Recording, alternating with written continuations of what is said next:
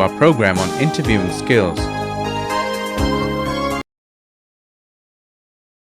FoodFest is a major food processing corporation. Having established a strong brand name and an initial range of products, they are now interested in diversifying into natural foods.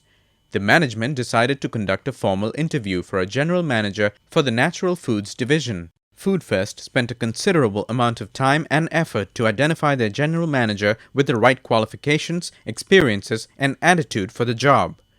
After a structured interview process, FoodFest selected Chris as the general manager of the natural foods division.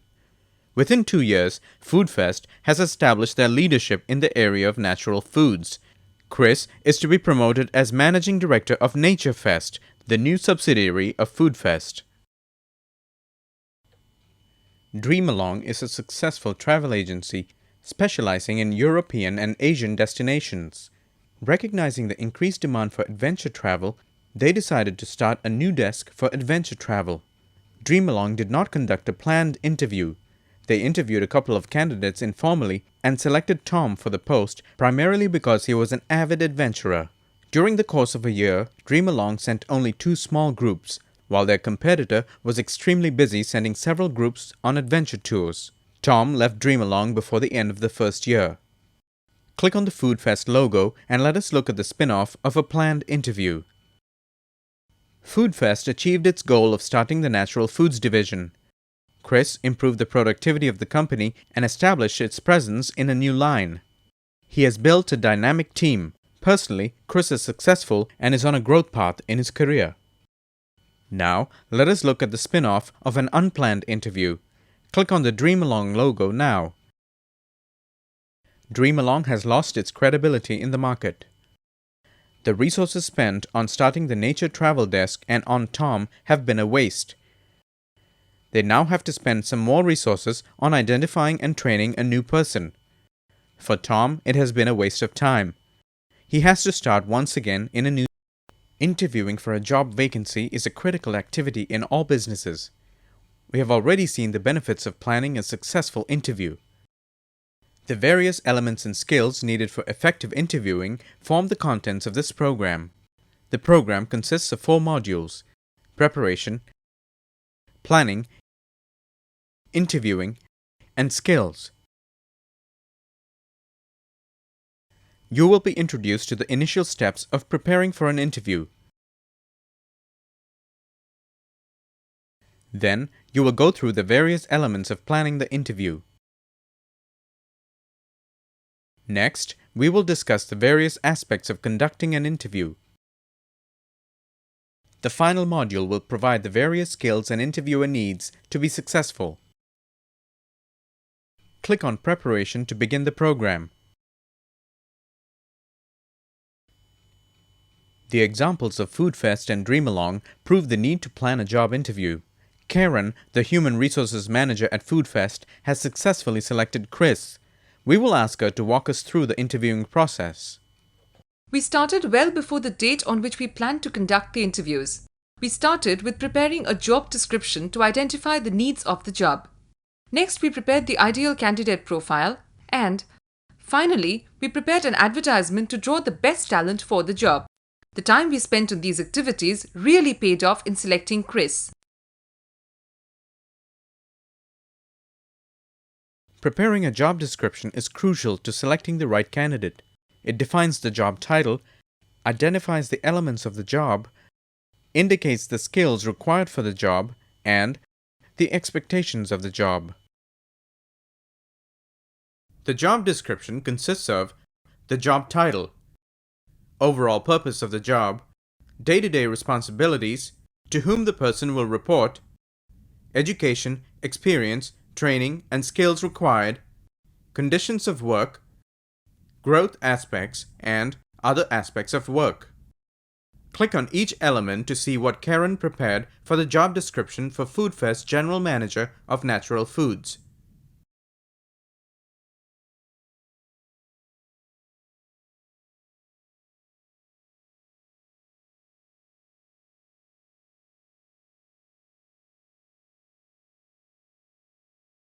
The ideal candidate profile describes the potential candidate for a specific job.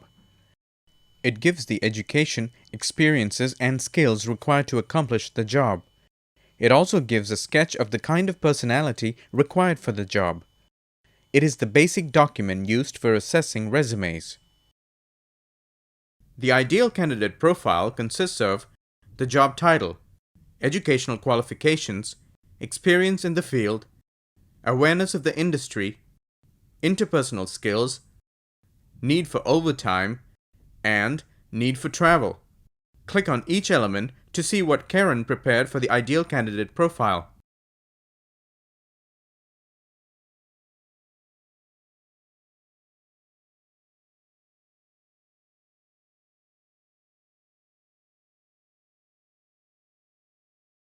The job advertisement is a tool used by companies. It is one of the most successful methods of attracting the best available candidates. The advertisement should give a brief description of the job and the type of person required for the job. Depending on the budget, the advertisement should appear in all media outlets that cover the target audience. This includes newspapers and the internet. Here's the advertisement prepared by Karen. It includes the job title, location of the job description, required qualifications, salary information, contact address, telephone numbers, fax or email, and last date for receipt of resumes. To plan the interview, prepare a job description, prepare the ideal candidate profile, and prepare the advertisement.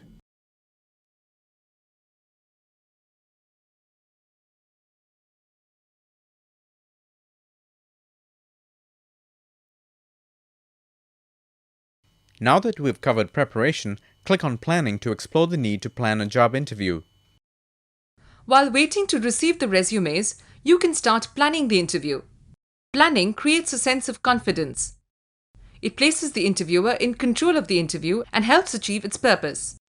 It also permits good listening, a crucial characteristic of a successful interviewer. You cannot practice good listening unless you are prepared. The planning process involves defining the purpose, the interviewing strategy, preparing questions, assessing resumes, and fixing the time, venue, and seating for the interview. Click on each of these boxes to know more. Reviewing the purpose of the interview helps to design the questions you need to ask, plan the strategy for interviewing, and successfully select the right person for the job.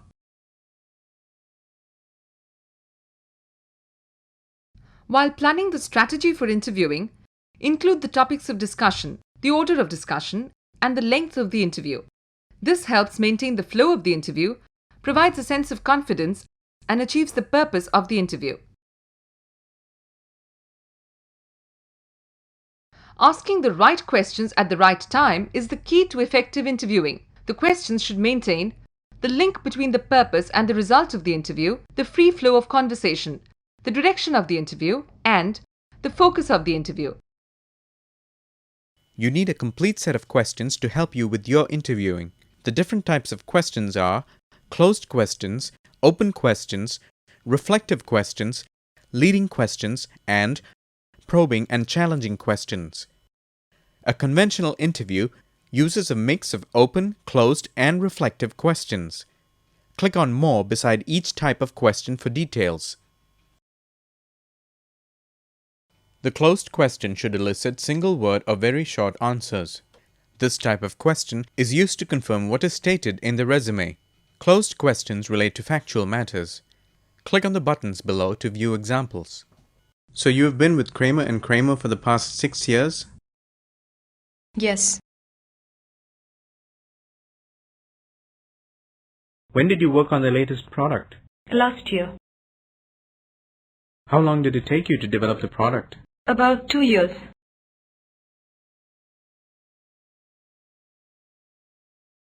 Open questions are used to generate information and invite views and opinions. This type of question could lead to elaborate and long responses. Most conventional interviews use open-ended questions. Why did you leave your last job? I'm looking for a more challenging assignment where I'll be able to utilize my skills to the optimum. How would you go about identifying a new product for Food Fest? I would start by learning more about the competitors and then identify a product that would be different and at the same time be in the area of the core strengths of the company. The reflective question plays back to the candidate what he or she has said. It is often posed in the form of a statement rather than a question. The reflective question is used to cover matters of fact, feelings, or attitudes. Responses to reflective questions may be similar to those of closed questions. So you felt disturbed by the way your colleague spoke to you in front of your boss? Yes, he could have said the same thing when we were alone. You say your job was interesting? It was a challenge, and I enjoyed it.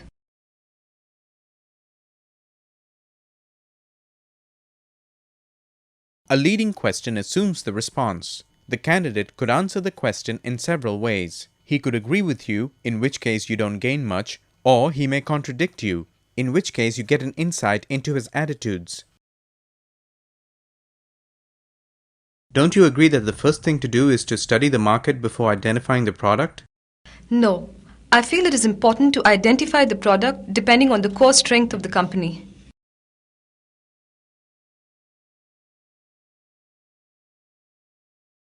The probing question is used to get additional information. It may be open or closed. This type of question is useful in case of doubt as to the honesty of the candidate.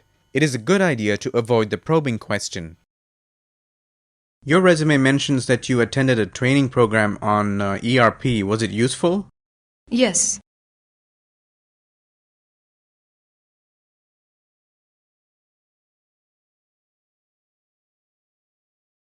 The reflective question plays back to the candidate what he or she has. So you felt disturbed by the way your colleague spoke to you in front of your boss? Yes, he could have said the same thing when we were alone. You say your job was interesting? It was a challenge, and I enjoyed it.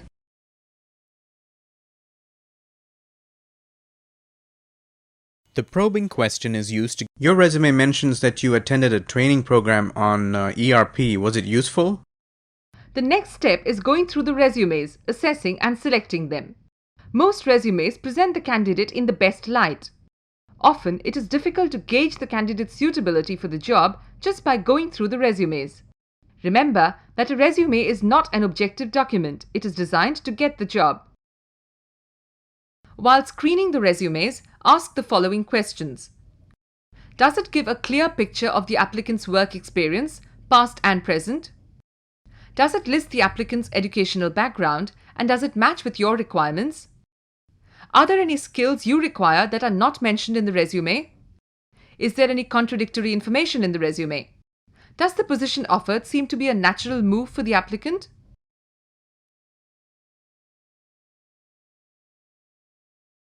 There are several pitfalls to consider when reviewing a resume. Click on each box to find out more about what to look for in resumes. After you have checked the resumes for any pitfalls, compare them with the ideal candidate profile and select and grade the resumes. You could use a rating scale of 1 to 10, 10 being ideal. Does the resume show any gaps in employment? Pursuing higher education, personal problems, ill health, and unemployment are some reasons for gaps in employment. If a company listed by the candidate has closed down, there may be no way of verifying the candidate's past experience. It is worthwhile checking out the contents of the training courses attended by the candidate. Often, a course might have a general title, but the contents may cover only one specific topic that may or may not be relevant to the job at hand. Did the candidate supervise the whole team, or was it a subgroup within a larger project team? Listing years of experience that do not match the years actually spent in the workforce. Job changes that do not indicate advancement. Exaggerated job titles that are designed to impress. A large number of relocations for which the candidate has no explanations. References, all of whom are out of town. While screening the resumes, fill out the potential candidate form. You are now ready to send out the interview calls. Call between 3 and 10 candidates per vacancy. time, and other available resources will determine the exact number to be called for the interview.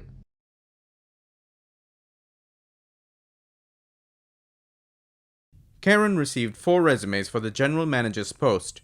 Click on each of the 4 names to view a summary of each resume. Review each summary carefully, keeping in mind the ideal candidate profile.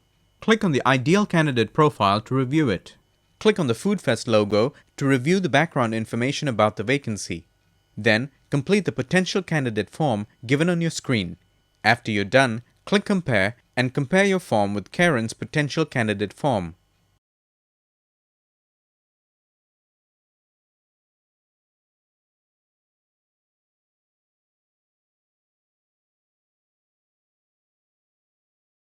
Karen rated Chris as the best candidate because he has the best educational qualifications and maximum experience. Plus, he's already a general manager in his current assignment and has traveled extensively.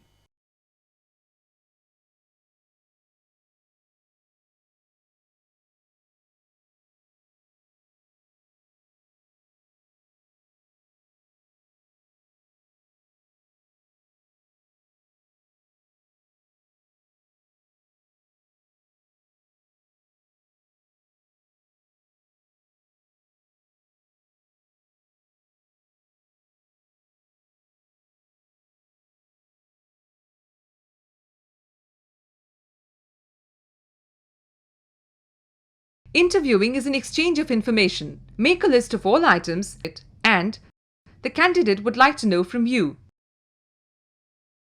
The interviewer would like to know the qualification of the candidate. Does the individual possess the educational qualifications required for the job? Experience and skills. Does he or she have enough experience to handle the job? Expectations of the candidate. Does the candidate want the job for career growth, or is it to learn a new skill or to earn a better salary? And attitude of the candidate. Does the candidate have the required attitude to add to the company's productivity? Similarly, the candidate would like to know why the job fell vacant. Was it due to resignation, restructuring, or diversification? The salary expectations. Will it be the same as he or she is getting now? Is it enough to be an incentive to change? Conditions of work. Is it better than what he or she is used to? Is it the best in the industry? And career prospects. Will it provide opportunities for professional growth? The venue of the interview should be convenient, comfortable, and have some degree of privacy. It should be free from disruptions like telephone calls or other colleagues walking in frequently, and distractions like noise from outside, glare, and furnishings.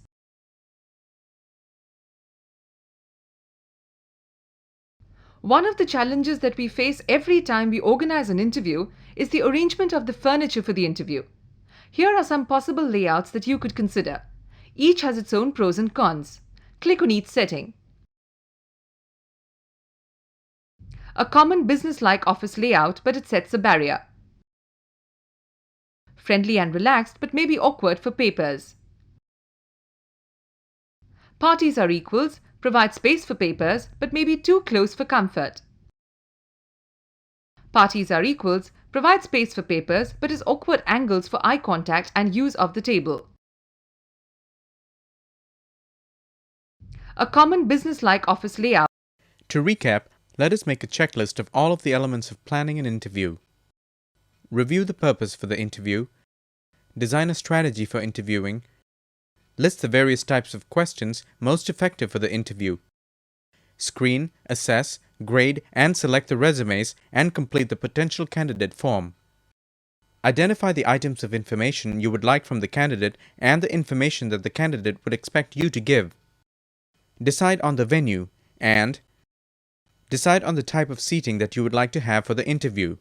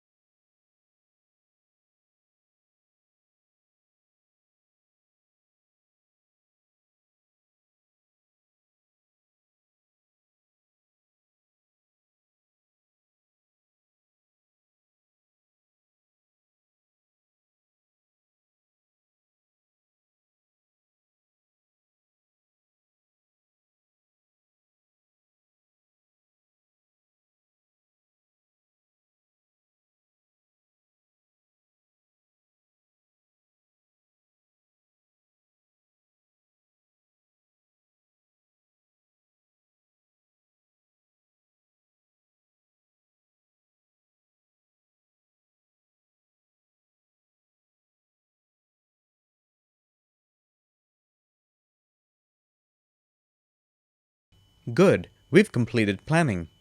Now, click on Interviewing to discuss conducting the interview. Once you have gone through the various steps of planning, you can be confident of conducting a smooth interview. In this module on interviewing, Karen will take you through the various stages of interviewing. She will also tell you how to make the final selection. The actual interview consists of the introduction, the warming up stage, the interview, the crux of the whole process, the closing, completing the interview, completing all the necessary documentation, and making the selection and informing the successful candidate, or, if needed, conducting a follow-up interview. An important but often overlooked aspect of interviewing is the quality of the waiting room. The candidate is already nervous while waiting for the interview.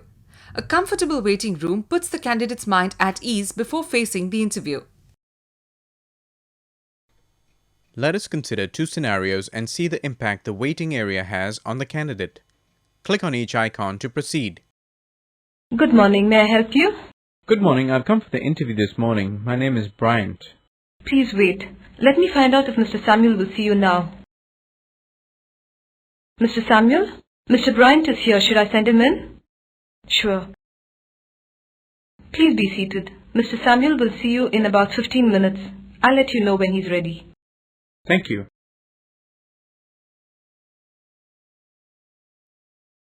The atmosphere of this waiting area is welcoming and relaxed. The secretary attended to Bryant without much confusion. Bryant is calm while waiting. Good morning. I've come for the interview this morning. My name is Bryant. Good morning. 1 minute. Hello? No, he hasn't come in as yet. I will tell him you called. You were saying that you had an interview? Yes, Who were you supposed to meet? Mr. Samuel. Keep a checklist and go through it just before you start interviewing. Have the ideal candidate profile. Have the completed potential candidate sheet and resumes. Ensure that the furniture arrangement is as you would like to have it. Verify that the waiting room is ready. Review your interviewing strategy. Go through the questions you would like to ask. Ensure that your appearance projects the image of the company and instills confidence in the candidate. Have a positive attitude and go with an open mind. Let us see how Karen begins her interviews. Good morning, Lynn. How are you this morning? Good morning. I'm doing well, thank you. Please sit down. I'm Karen and I am the HR manager. Did you have any problems finding our office? Not really. I got directions before I left home, so I was able to reach here without much trouble. Good.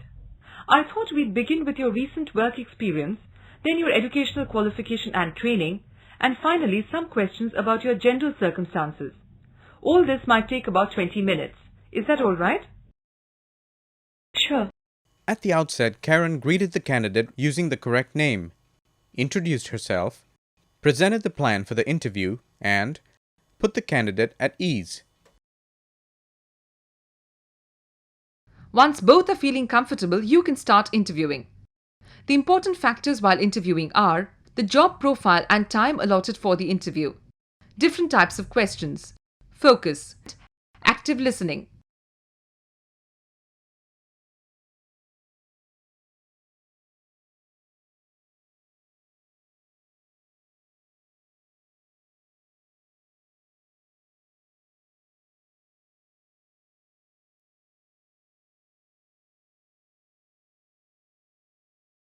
Here is a copy of the interview profile sheet I use. The most important information given in the resume can be filled in the profile sheet before the interview starts. The tone of voice, hesitations in speech, and nonverbal behavior can indicate attitudes like enthusiasm, self-confidence, nervousness, and disinterest. See how each person conveys a different message with their body language. How would you have handled the situation? It is quite simple, actually. All it needed was some intelligent analysis. I would have to go through the problem in detail before I'm able to give any solution. I don't know if I'll be able to handle the situation alone, but I'm sure that if everything was explained to me, I would be able to solve the problem. Kareem's posture and his selection of words shows that he has a high opinion of himself. Chris appears positive and his answer shows his analytical approach to problems. Lynn cannot take initiatives. She is willing to try new things but needs support. Once you have all the information from the candidate, it is time to close the interview. When concluding, tell the candidate the interview is over. Give the candidate an opportunity to add any relevant information that he or she might want to convey and to ask you any questions. End on a positive and friendly note. Be polite and thank the candidate. Inform the candidate about Let us see now how Karen closes her interview with Lynn. Well, Lynn, it has been interesting talking to you. We'll get back to you in about 10 days. Thank you. I need to commute to work and it'll take me about an hour. I would like that to be taken into consideration while working out my package. Oh, sure. We'll keep that in mind. Thank you for coming. Karen's first statement indicates that the interview is over. Lynn is told that she will hear from her in about 10 days. Lynn has an opportunity to indicate her concern about commuting to work. The atmosphere is cordial, friendly, and positive. At this point, the interview is over for the candidate, but you still have to identify the final candidate. I make sure that I complete all the candidate profile sheets and compare them with the ideal candidate profile. Next, I contact the references given by the candidate. After I am fully satisfied, I usually select the top 3 candidates and offer the job to the best person for the job. At times, you may find yourself not being able to make the final selection from 4 or 5 candidates. I had a similar situation with Kareem and Chris. Under such circumstances, you need to schedule a follow-up interview. Here are the steps to take in scheduling a follow-up interview.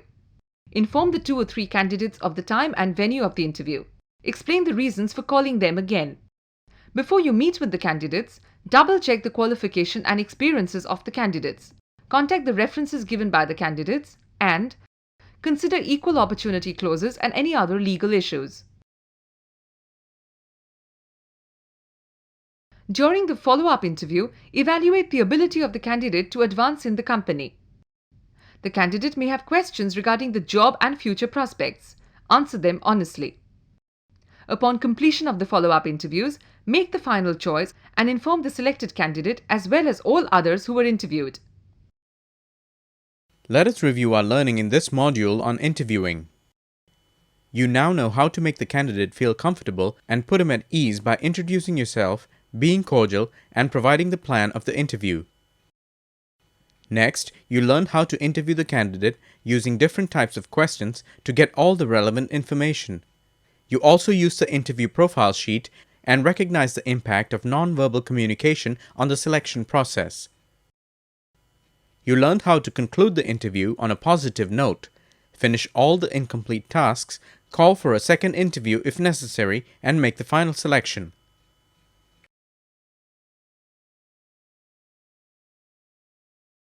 Read each statement carefully and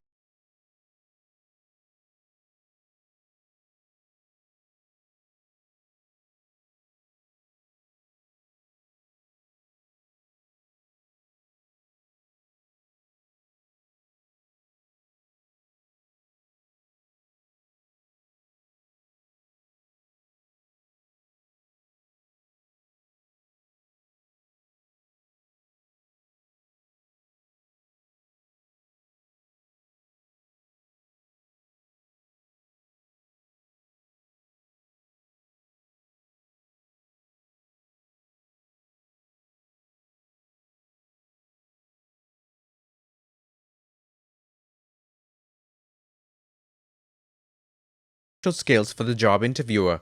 Click on Skills to continue. A successful interviewer needs to develop certain traits and skills: a pleasant personality, note-taking skills, and patient listening.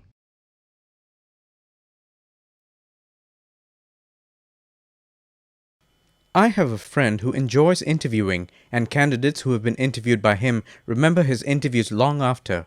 He is known for his qualities of empathy, objectivity, tact, politeness, patience, and body language. Click more beside each quality for details.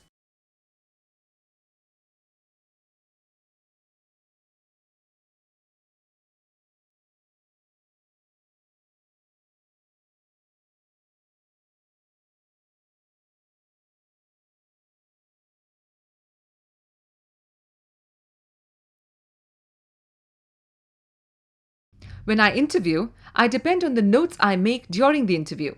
This way, I'm sure I don't forget anything important. But won't writing notes during the interview be distracting for the candidate? It won't be too distracting if you use the interview profile sheet.